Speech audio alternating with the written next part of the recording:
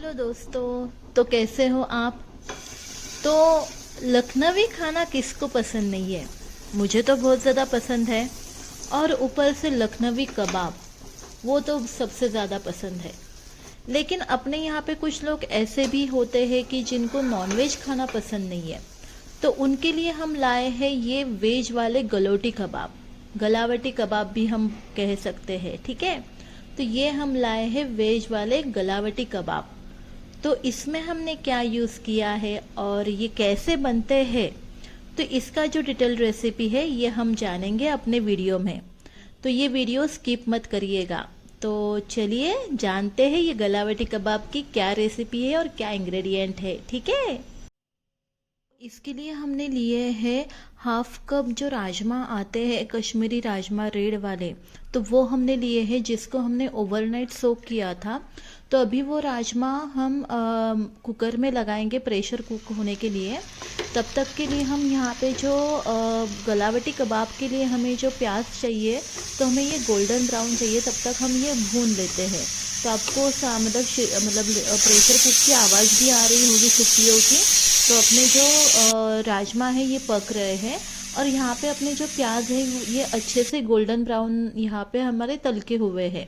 तो अभी गलावटी कबाब के लिए एक मसाला, मतलब जो लखनवी मसाला या लखनवी स्पाइस हम बोलते हैं, वो स्पेशली डला जाता है इसमें। तो ये जो मसाला है वो हम अभी तैयार करके लेते हैं। तो इसके लिए हमने यहाँ पे लिया है हाफ टी स्पून के करीब जो काली मिर्च आती है, मतलब जिसको हम पेपर कॉर्न भी बोलते हैं। तो जो ब्लैक पेपर कॉर्न है वो हमने लिए हैं। देन हाफ टी स्पून हमने यहाँ पे साबुत जीरा लिया है और 1 टीस्पून हमने यहाँ पे शाही जीरा लिया है। हमें 2 जीरा लेना है, ठीक है।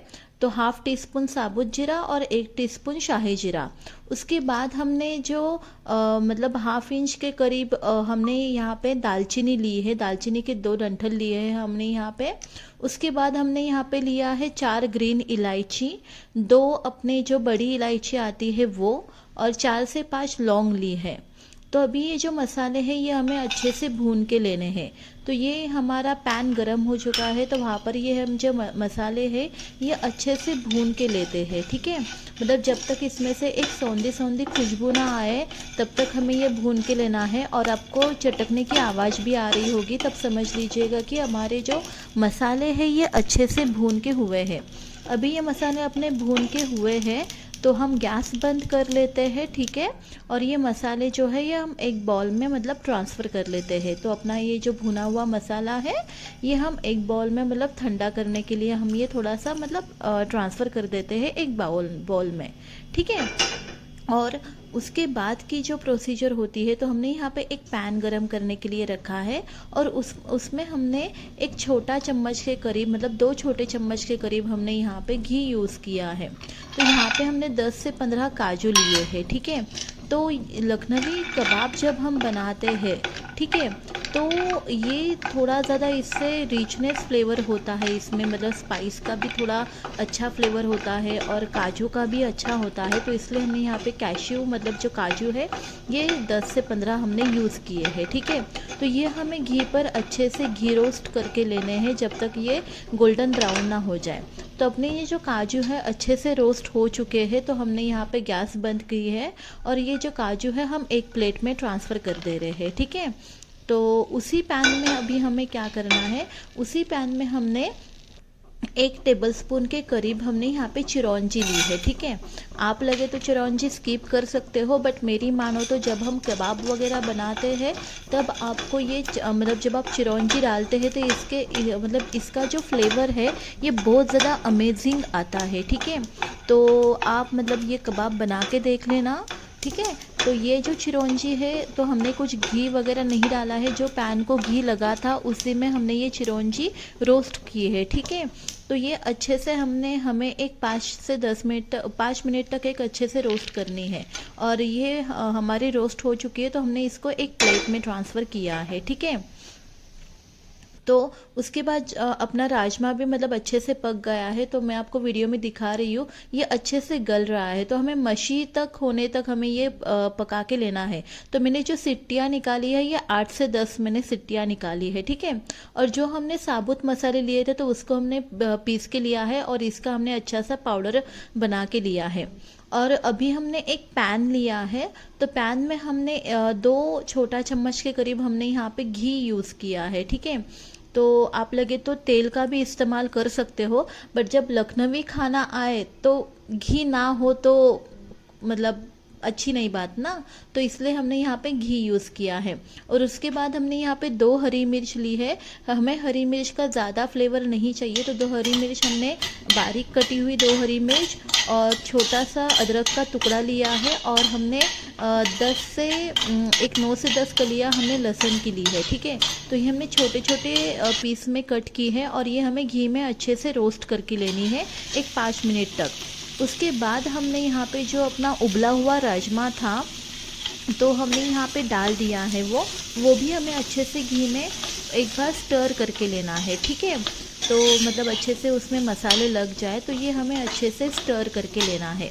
और उसके बाद हमें ऐड करना है यहाँ पर जो एक हाफ़ टी स्पून के करीब हमने यहाँ पे लाल मिर्च ऐड करनी है, ठीक है।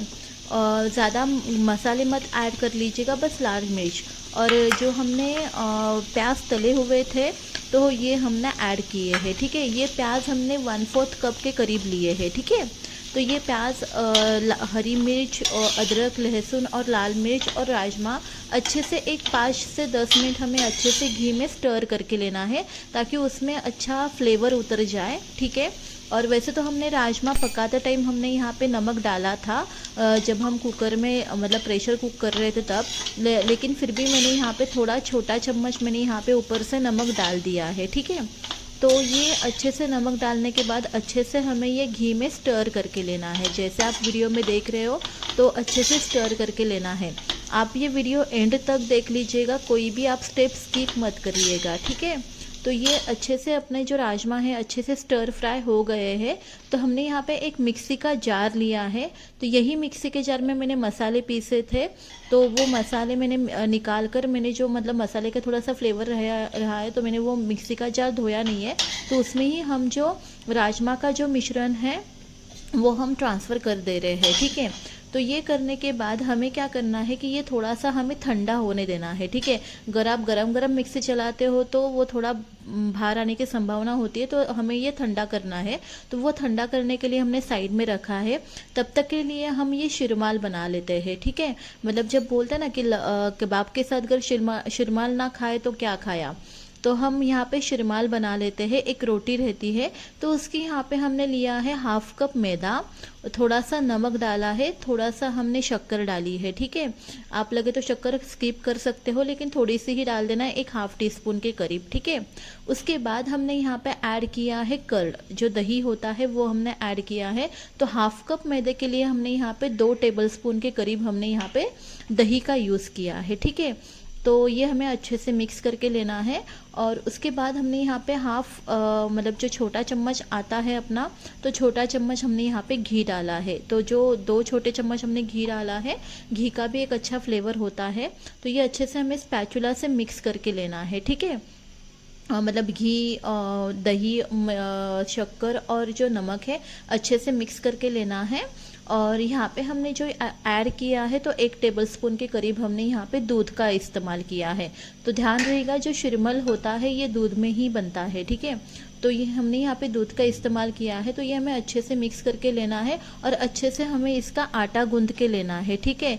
तो वो वीडियो में निकाल नहीं पाई, तो अच्छे से हमें आटा गूंद के लेना है। तो यहाँ पर अपना जो राजमा का मिक्सचर है ये हमने अच्छे से पीस लिया है, ठीक है। तो हमें अच्छे से मतलब तो फाइन पेस्ट बनाना है राजमा का, जैसे मैंने आपको वीडियो में दिखाया। और ये जो आटा है अपना शिरमल का, ये अच्छे से मतलब हमने सेट होने के लिए रखा था एक 20 से 30 मिनट तक, ठीक है। जितना अच्छा आप सेट होने के लिए रखें, तो उतना अच्छा अपना शिरमल अच्छा बनता है, ठीक है। तो यहाँ पे अभी हम क्या कर रहे हैं कि यहाँ पे हम अच्छा एक लोई बना रहे हैं, ठीक है। तो अच्छे से हमें लोई बनानी है। और लोई बनाने के बाद हमें यहाँ पे एक सूखा आटा लेना है, ठीक है। तो सूखा आटा हम मतलब मतलब जो बेलन है वहाँ पे हम डाल रहे हैं सूखा आटा। और उसके बाद हमें ये जो रोटी मतलब जो लोई हमने ली है ये अच्छे से हमें हाथ से पहले स्प्रेड करके लेनी है, ठीक है। तो हम अच्छे से स्प्रेड करके ले रहे हैं और इसकी हम एक बड़ी रोटी बना रहे हैं। तो बड़ी रोटी आप लगे तो इसका लच्छा पराठा टाइप आप मतलब शेप भी बना सकते हो, ठीक है। या तीन चार मतलब तीन लोई एक साथ लेके आप रोटी भी बना सकते हो इसका, ठीक है।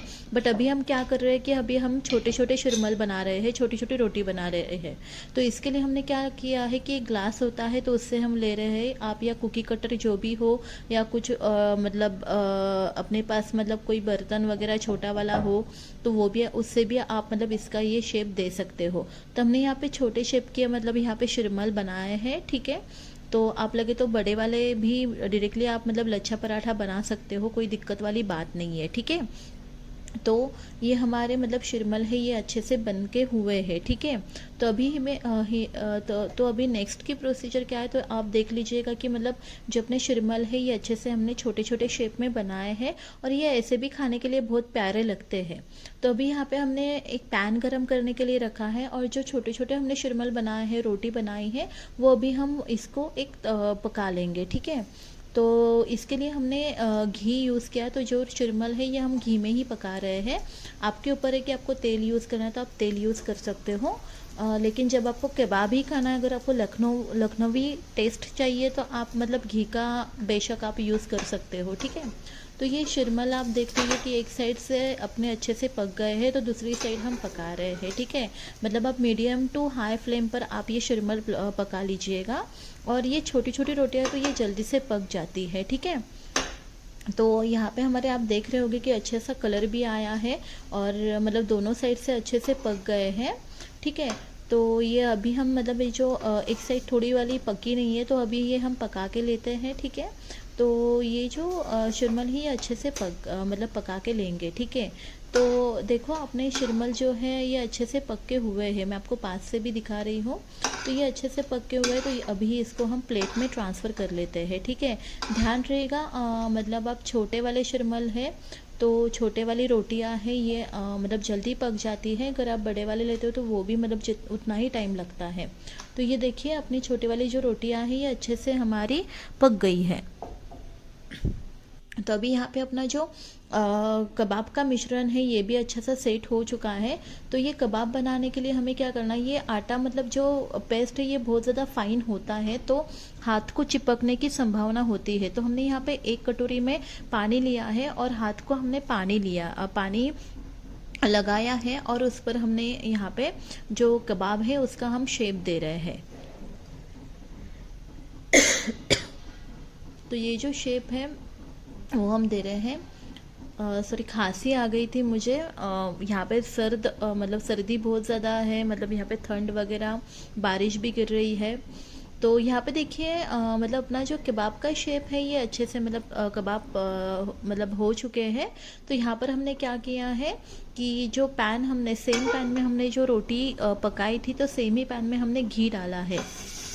तो घी डालने के बाद मतलब थोड़ा सा वो गर्म हुआ है, हमें ज़्यादा पैन गर्म नहीं करना है नहीं तो कबाब पकेंगे नहीं। तो ये अच्छे से अपना मतलब थोड़ा सेट हो चुका है और हमने यहाँ पे कबाब मतलब फ्राई होने के लिए रखे हैं और हमें ये शैलो फ्राई ही करने हैं, ठीक है। और ये जो कबाब है ना ये बहुत ज़्यादा फाइन होते हैं तो बहुत ज़्यादा मुलायम भी होते हैं। तो जब हम उसको पलटेंगे तो हमें बहुत ज़्यादा सावधानी बरतनी पड़ती है, ठीक है। बट ये कबाब बनाते टाइम आप ध्यान रखिएगा कि जो राजमा है ये अच्छे से पका हुआ होना चाहिए, स्मैशी मतलब जो मशी होना चाहिए जैसे मैंने आपको वीडियो में दिखाया है। तो अच्छे से 8 से 10 सीटियाँ करके लेनी है और जो मैंने मसाले हैं वो अच्छे से भून के लेना है, जो साबुत मसाले हैं। और जब हम पेस्ट बनाते हैं तो ये अच्छे से हमें फाइन पेस्ट बना के लेनी है, ठीक है। तो यहाँ पे देखिएगा अपनी कबाब की एक साइड मतलब पक चुकी है।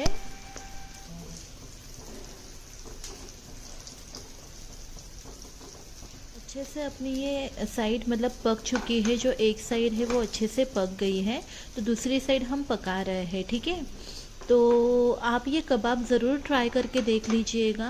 और अगर आपको मेरी रेसिपी जो है वो अच्छी लगती है तो मेरे चैनल को सब्सक्राइब और मेरे रेसिपीज़ को लाइक शेयर और कमेंट ज़रूर कर लीजिएगा, ठीक है।